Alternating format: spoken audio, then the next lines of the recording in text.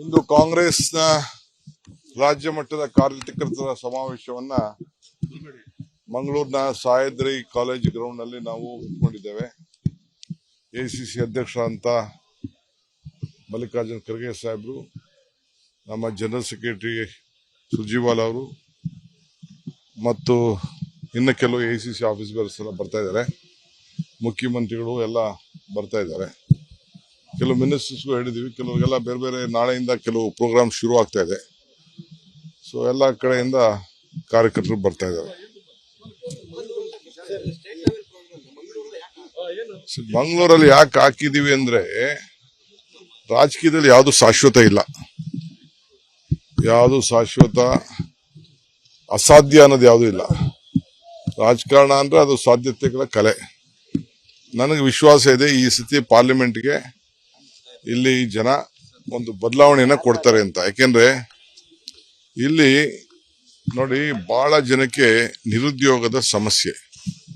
ಇಲ್ಲಿ ಪಾಸ್ ಆಗಂತ ಎಲ್ಲ ವಿದ್ಯಾರ್ಥಿಗಳು, ಯುವಕರು ಎಲ್ಲ ಇಲ್ಲಿ ಬಿಟ್ಬಿಟ್ಟು ಎಲ್ಲ ಮುಂಬೈಗೆ, ಸೌದಿಗೆ, ಬೆಂಗಳೂರಿಗೆ ಹೋಗ್ತಾ ಇದ್ದಾರೆ.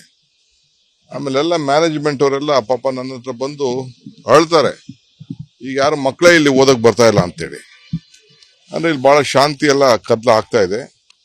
ಯಾರೋ ಅವ್ರ ಮಕ್ಕಳನ್ನ ಇಲ್ಲಿಗೆ ಬಂದು ಇಲ್ಲಿಷ್ಟು ದೊಡ್ಡ ಇಂಜಿನಿಯರಿಂಗ್ ಕಾಲೇಜಸ್ ಇದೆ, ಮೆಡಿಕಲ್ ಕಾಲೇಜಸ್ ಇದೆ, MBA ಕಾಲೇಜಸ್ ಇದೆ, ಸ್ಕೂಲ್ಸ್ ಇದೆ, PU ಕಾಲೇಜ್ಗಳಿದೆ, ಡ್ರಾಪ್ ಔಟ್ ಆಗ್ತಾ ಇದೆ. ಸ್ಟೂಡೆಂಟ್ಸ್ ಎಲ್ಲ ಮೊದಲಿಗೂ ಇದಕ್ಕೂ ಡ್ರಾಪ್ ಔಟ್ ಆಗ್ತಿದೆ. ಕಾರಣ ಏನಂತಂದ್ರೆ ಬಿಜೆಪಿಯವರು ಇಲ್ಲಿ ಒಂದು ಬರೀ ಧರ್ಮ ಭಾವನೆ ಈ ವಿಚಾರಕ್ಕೆ ಹೊರಟಿದ್ದಾರೆ, ಇಲ್ಲಿ ಅಭಿವೃದ್ಧಿ ವಿಚಾರಕ್ಕೆ ಹೊರಟಿಲ್ಲ.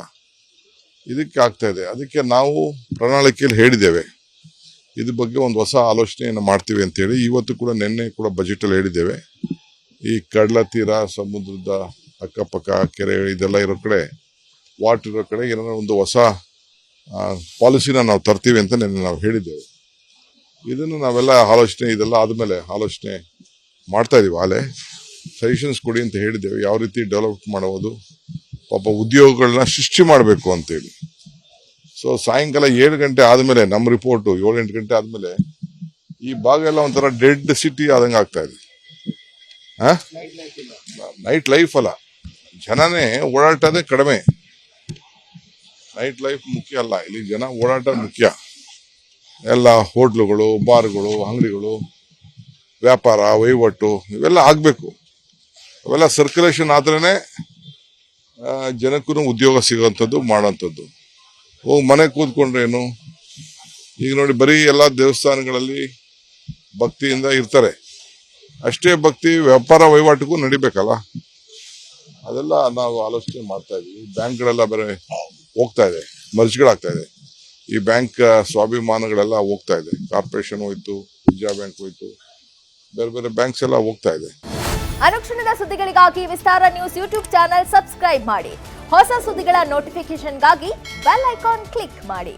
ಲೇಟೆಸ್ಟ್ ಅಪ್ಡೇಟ್ಸ್ಗಾಗಿ www.vistaranews.com ವೆಬ್ಸೈಟ್ಗೆ ವಿಸಿಟ್ ಮಾಡಿ.